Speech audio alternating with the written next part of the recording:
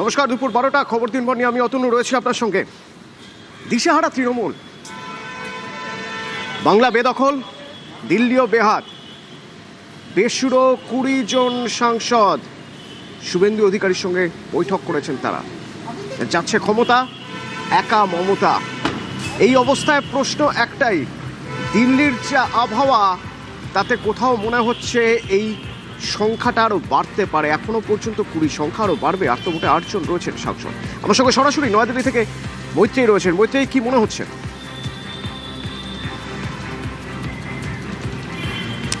দেখো, এখনো পর্যন্ত বিক্ষুব্ধ দলের যে সমস্ত সাংসদরা রয়েছেন তাদের মধ্যে কিন্তু অনেকেই বলছেন যে এই সংখ্যাটা আরও বাড়তে পারে, আরও অন্ততপক্ষে 1 থেকে 2 জন যুক্ত হতে পারেন তাদের তালিকায়। ফলে এই সংখ্যাটা আরও বাড়বে এবং গিয়ে 21 থেকে 23-এ গিয়ে দাঁড়াতে পারে, 21 থেকে 22-এ গিয়ে দাঁড়াতে পারে, এমনটাই কিন্তু যারা বিক্ষুব্ধ সাংসদরা রয়েছেন তারা দাবি করছেন। যদিও এর মধ্যেও কিন্তু এরকম সাংসদরা রয়েছেন যারা এখনো দাবি করছেন যে তারা রবিবারের বৈঠকে ছিলেন না। যেমন প্রতিমা মণ্ডলের নাম উঠে আসছিল বারবার করে যে তিনি এই বৈঠকে সামিল হয়েছিলেন এবং তিনি বিক্ষুব্ধ গোষ্ঠীতে রয়েছেন।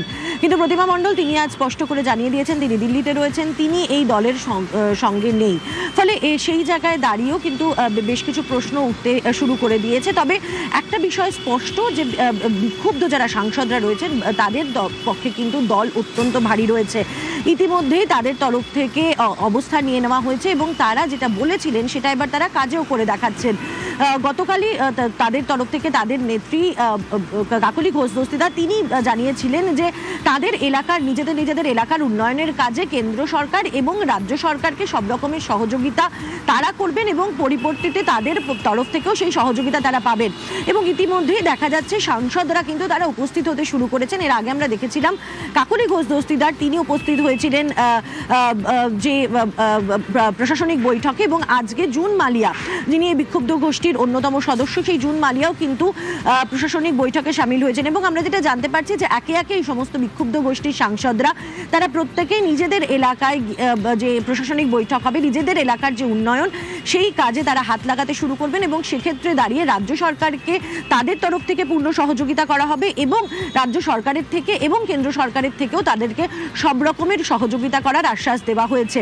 ফলে সেই জায়গায় দাঁড়িয়ে তারা নিজেদের অবস্থানে তারা পোক্ত রয়েছেন এবং সাংসদরা এটাও বলছেন যখন অন্যদিকে তৃণমূল অর্থাৎ বলা যেতে পারে পুরনো তৃণমূল যারা রয়েছেন সেই তৃণমূলের তরফ থেকে যখন তাদের যারা নেতারা রয়েছেন তারা যখন দাবি করছেন যে 21 জন সাংসদের নাম প্রকাশ করা হোক এবং 21 জন সাংসদ নেই তাদের কাছে, তখন কিন্তু এই বিক্ষুব্ধ সাংসদরা এই 20 জন সাংসদ নেই তাদের কাছে, তখন বিক্ষুব্ধ সাংসদরা তারা কিন্তু স্পষ্ট করে দিচ্ছেন যে আর 1-2 দিনের মধ্যেই এই তালিকাও তারা প্রকাশ করে দেবেন যে তাদের সাথে কারা কারা রয়েছেন, কোন কোন সাংসদরা রয়েছেন এবং তাদের সমস্ত তথ্য তারা প্রকাশ করে দেবেন। ফলে তারা নিজেদের জায়গায় একেবারে অনড় রয়েছেন এবং তারা বলছেন যে তারা নিজেদের অবস্থান স্পষ্ট করে দিয়েছেন, তারা নিজেদের আলাদা জায়গা এবং আলাদা ব্লক যে তারা চান এবং তারা যে সব রকমভাবে এনডিএকে সহযোগিতা করবেন দেশের স্বার্থে এবং জাতীয়তাবাদের স্বার্থে সেটা তারা স্পষ্ট করে দিয়েছেন এবং আগামী দিনে সেই তালিকায় আরও কয়েকজন যুক্ত হতে পারেন।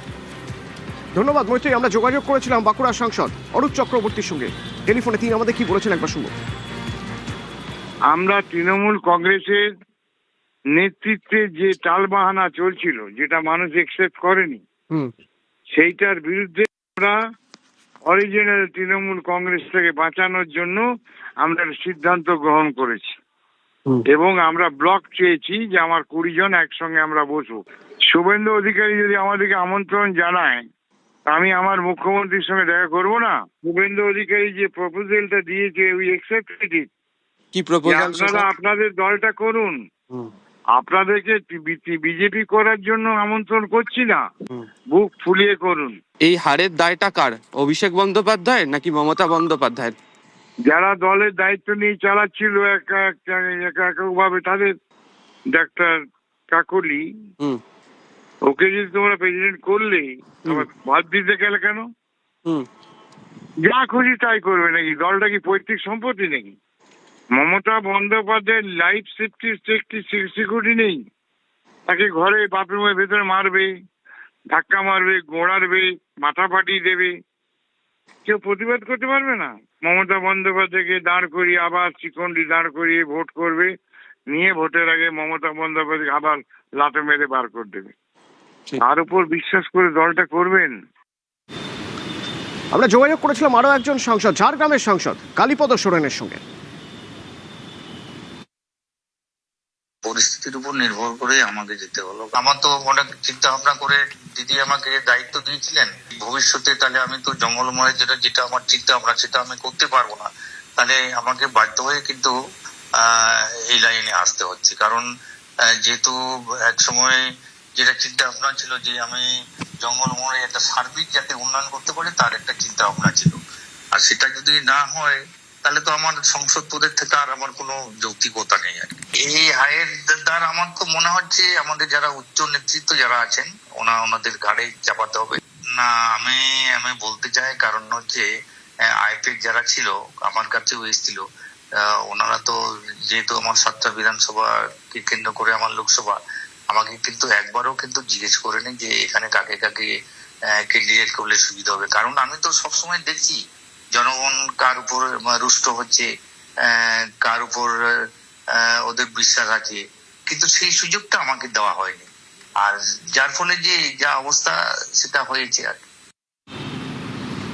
লোকসভায় তৃণমূলের দলনেতা হওয়ার পথে কাকলি ঘোষ দস্তিদার, তার সঙ্গে কথা বলেছিলাম আমরা। রাজ্য কেন্দ্রের সঙ্গে সব রকম সহযোগিতা, বাংলার উন্নয়ন ও দেশের নিরাপত্তার স্বার্থে একজোট, এসবই উঠে এলো তার কথা থেকে।